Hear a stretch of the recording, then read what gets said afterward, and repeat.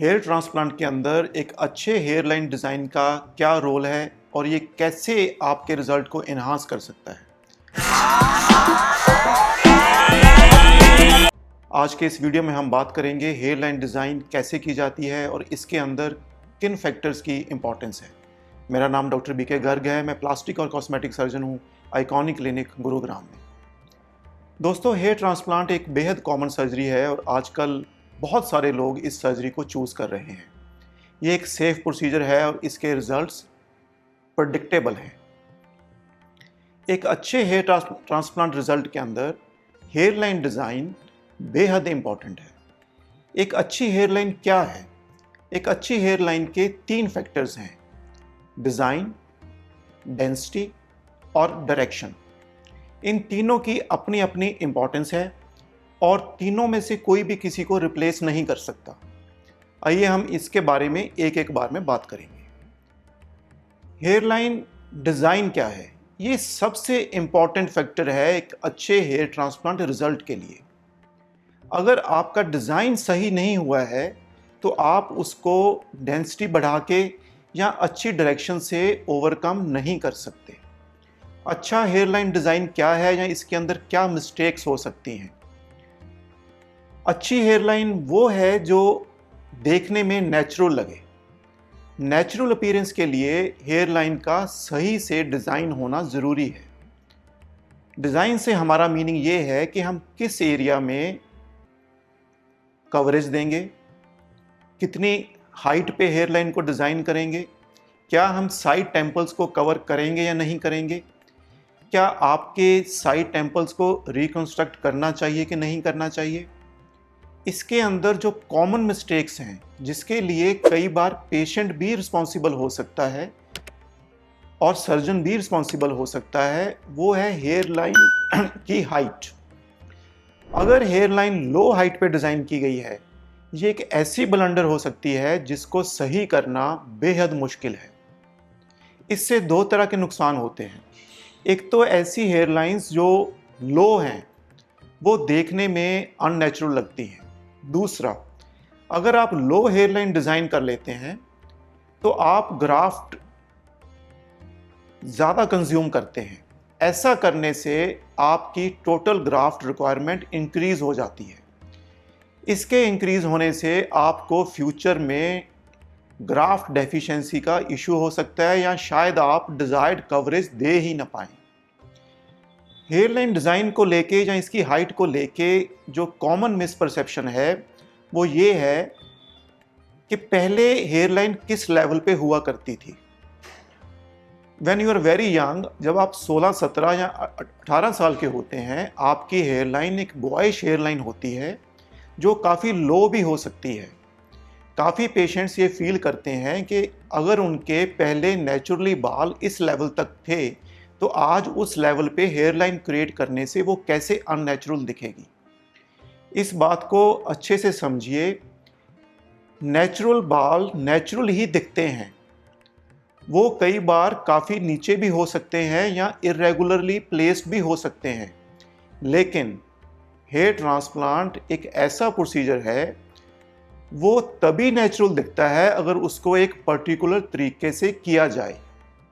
सिर्फ इसलिए लो hair line कर लेना कि पहले आपकी हेयर लाइन जब आप 20 साल के थे काफ़ी लो थी, आज वैसी हेयर लाइन करने से ये काफ़ी ऑकवर्ड और अननेचुरल लग सकती है। इसके जनरली 2 कारण होते हैं। एक तो ये कि हेयर अपने आप में इनका करैक्टर थोड़ा डिफरेंट होता है और दूसरा, आप कभी भी एग्जैक्टली नेचुरल डेंसिटी को अटेन नहीं कर पाते। इसलिए हेयर लाइन डिज़ाइन सबसे इम्पॉर्टेंट है। अगर डिज़ाइन सही नहीं है तो आप उसको अच्छी डेंसिटी या अच्छी डायरेक्शन से ओवरकम नहीं कर पाएंगे और आने वाले समय में ये डिज़ाइन और भी ऑकवर्ड लगता जाएगा। ये भी जानना ज़रूरी है कि हेयर ट्रांसप्लांट की हेयर लाइंस समय के साथ रिसीड नहीं करती हैं, वो पीछे नहीं जाती हैं। इसलिए अगर आप बहुत ज़्यादा यूथफुल हेयर लाइन चूज़ कर रहे हैं, उस सिनेरियो में ये हेयर लाइंस 3 साल या 4 साल या 5 साल या 10 साल के बाद बेहद अननेचुरल दिखाई देंगी। हेयर लाइन डिज़ाइन के मैटर में आप अपने एक्सपीरियंस सर्जन की बात को ध्यान से सुने और लो हेयर लाइन या बहुत ज़्यादा अग्रेसिव हेयर लाइन पे कभी इंसिस्ट ना करें। ऐसी हेयर लाइंस अननेचुरल दिख सकती हैं। अब हम बात करते हैं हेयर लाइन डिज़ाइन के अंदर डेंसिटी का क्या इशू है। अच्छी हेयर लाइन डेंस दिखनी चाहिए। कितनी डेंसिटी सफिशिएंट होती है या हर एक के लिए हाई डेंसिटी देना ही उचित रहता है? ऐसा नहीं है। अगर आप ओल्ड एज में हैं या आप 50 प्लस हैं, ऐसे सिनेरियोज में very high density hairline या हेयर लाइन डेंसिटी को बहुत ज़्यादा करने की कोशिश करने से अननेचुरल लग सकता है। हेयर लाइन डेंसिटी को भी पेशेंट के अकॉर्डिंग कस्टमाइज करना चाहिए। हेयर लाइन डेंसिटी में सर्जन की ये ड्यूटी है कि वो आपकी डोनर एरिया कैपेसिटी और आपकी टोटल लेवल ऑफ बॉल्डनेस को ध्यान में रख के ही डेंसिटी को प्लान करें। कई बार बहुत ज़्यादा डेंसिटी पे इंसिस्ट करने से ग्राफ्ट बहुत ज़्यादा कंज्यूम हो जाते हैं सिर्फ एक छोटे से एरिया को कवर करने में, जिसके कारण आप एडिक्वेट कवरेज नहीं दे पाते।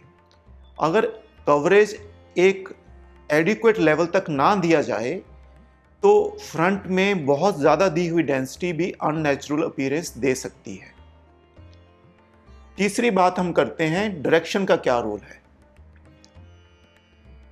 हेयर लाइन डिज़ाइन के अंदर डेंसिटी और डिज़ाइन सही होने के बाद एक हेयर लाइन को नेचुरल दिखने के लिए उसके अंदर इम्प्लांटेड हेयर भी नेचुरल डायरेक्शन को इमिटेट करने चाहिए।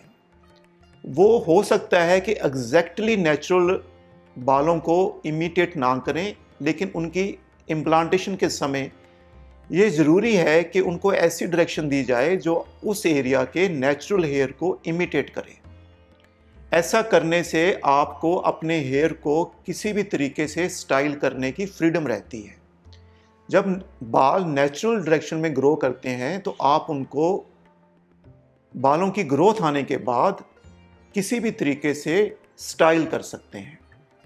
दोस्तों, इसलिए हेयर लाइन डिज़ाइन के अंदर सबसे इम्पॉर्टेंट है उसका डिज़ाइन और पैटर्न, फिर उसके बाद उसकी अच्छी डेंसिटी। अच्छी डेंसिटी वो है जो आपके लिए एडिक्वेट है, और तीसरा बालों की डायरेक्शन। एक एक्सपीरियंस सर्जन इन तीनों बातों पे हमेशा फोकस रहता है। मुझे उम्मीद है कि इस वीडियो से आपको हेयर लाइन के बारे में काफ़ी इन्फॉर्मेशन मिली होगी। अगर आपको इसको लेके कोई भी और सवाल है, you can reach me on Instagram, Facebook and YouTube. I'll be very happy to help you. Thank you very much.